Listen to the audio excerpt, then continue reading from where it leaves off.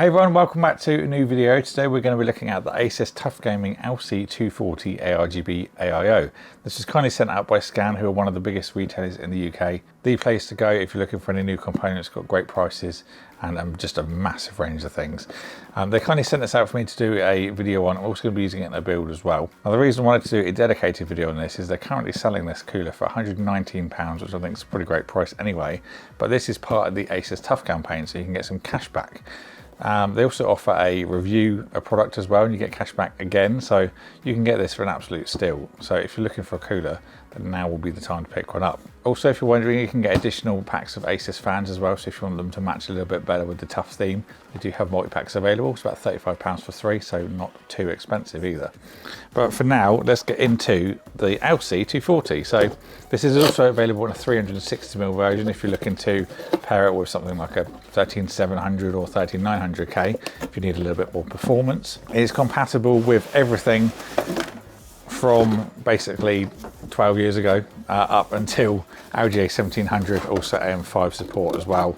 So anything you want to chuck at it, it will be able to mount to. So we've got our two fans. These are the Model 12 ARGB. They've got a 5-volt addressable and also a 4-pin PWM. Those are a maximum of 29 decibels and 2000 RPM, so they can go quite fast if you need the extra cooling. Big old bag of accessories. Let's have a look in here. So there's the Intel 1700 that I mentioned, slightly different standoff lengths to the 1200 and also the 115X, so make sure you use the right ones. General mounting hardware for the radiator and then the fans.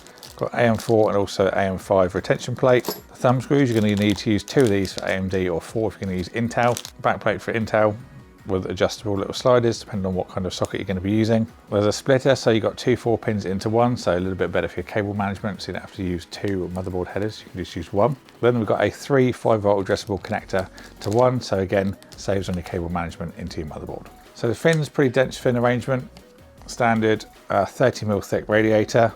Some nice hosing on the cables, very nice tight weave on there. Going to the pump itself, we've got a TUF branded logo. This doesn't seem to be rotatable, so we're going to want to make sure you orientate it the right way up. A bit of protective plastic on the screen that will light up as well. A couple of cables coming from that. There's a 5-volt addressable and then also a 3-pin for the pump. Looks like a little area for some heat to escape through on the sides as well. And then on the bottom we have got some pre-applied thermal paste. There isn't any additional in the box, which is something I would like to see, but you know, it's relatively affordable in terms of the price of the cooler, so that might be why. A bit of a different approach to change the bracket. So for this one, there's a little plastic cover that goes over the top, actual metal plate that kind of sits in the slots. So underneath there's lots of little grooves that the edges of those kind of catch into. You can just see that goes into there like that, to then hold it in. And then you put this back bit on as well. A little bit different from what you'd usually see, which is just a rotational that then locks in, which is quite a lot easier to deal with, but you know, it works, so that's the main thing. Copper block, of course, what's going to make contact with the CPU. It looks relatively flat from what I can tell, and nice and smooth as well.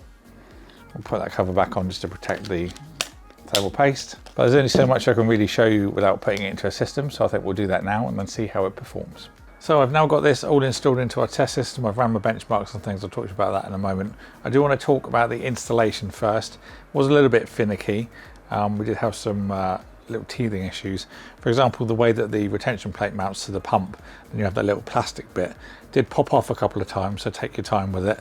It is a little bit more finicky doing the AM4 route, AM5, than if you were to go with Intel as well. I would like if there was a 4-post retention plate instead of that single clip. Would mount a lot better. You get more even pressure as well, rather than having just one clip that goes on and then the other one tightens at the top and then brings it down to the CPU. Will squish the paste out a little bit going that way. Also in the way that it looks as well, you'll see that thumb screw start to screw down. You'll see that it sits at a kind of angle, it doesn't sit flush with the pump. Did have a bit of a complaint with the Corsair cooler about that as well, the way that it just kind of bows out the arms. So I would like to have the 4 thumb screw option. It would just look a lot cleaner, I think. Cables and things were easy to sort. The adapters and things are nice and easy to use. You've got the 3 ARGB into 1 5-volt addressable, so very straightforward. Same with the 4 pins into the PWM on your motherboard. They're very easy to install, so that's a nice thing to see. One thing with the radiator screws, when you go to install the radiator into your case, there are fins directly below where the screw threads are. That's not so much of a thing you see nowadays. Manufacturers have gone to the lengths to actually get rid of the fans that go under the screw holes, but this one still has them. I did notice that a couple of mine were a little bit pushed down from the previous build that I've done with this cooler, but not to the point where I think it's going to leak. I think it just kind of folded them in a little bit. So just something to bear in mind, just do them tight enough that your AIO is secure and no more. If you want to see how this is fully installed, then I do have a build on the channel that's already live. I had to record things a bit backwards, but that has the full steps and that shows you how to install everything if you are wondering about a full installation. As my case fan lighting comes on, just wanted to talk to you about the lighting that you got for the pump and the fans. That will vary from your motherboard because it uses the ARGB header, so it's not something you can just use an ASUS app for. So I'm not going to be covering that because it will vary from board to board. So just have a look at your software with your motherboard to give an idea of what RGB effects you can do. So waffle aside, onto performance. The fans in the front of the case and also the rear are Corsair 1600 RPMs. They're set to full speed. That's the same way I do it for everything that I test in this case. The AIO are reduced down to 1500 using Noctua fan speed reducers. Again, same thing we do. We did the same thing for the last coolers that we tested in this case as well to keep it all fair. The system is a AMD 5800X3D. We've got 16GB Kingston Fury Beast DDR4, RTX 4080. It's not really necessary detail for this because it's CPU, but tell you anyway. We've got 2TB Seagate 510 SSD. I've used Noctua NTH2 thermal paste to keep results the same from other coolers that you might see on the channel. Again, it's all tested in this same case. If you're wondering about the pre-applied thermal paste, maybe add another degree or two on just to allow for the difference in the quality that you use over the Noctua. So I've ran a loop of Cinebench, Geekbench 5 and also the Blender render test. I didn't test any games because that's not going to be intensive for the CPU. The highest result that I saw was a 76.9, nice. That's a delta temperature of 56.9, exactly 20 degrees as I tested this in the room. There was no thermal throttling, everything remained very cool.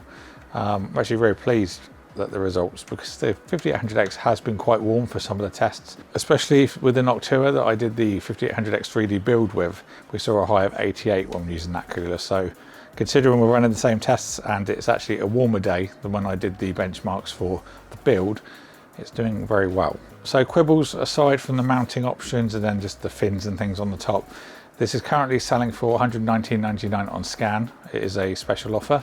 You can get cash back as well, so now's a good time to buy it. But let's just say £120 for a normal retail price, I think is a very good asking price. Being ASUS branded as well, it's obviously a well-known brand. So I think that's a relatively affordable price for the features that you're getting. So let me know what you think about the LC240 down in the description box below. I'll add the links as well if you want to pick one up and look at it in a bit more detail. I look forward to hearing what you guys think. Hope you enjoyed the video. If there's anything else you want to know, of course, let me know in a comment and I'll get back to you. Thank you all for watching. Thank you to Scan for sending this out for me to look at, and I'll see you all in the next one.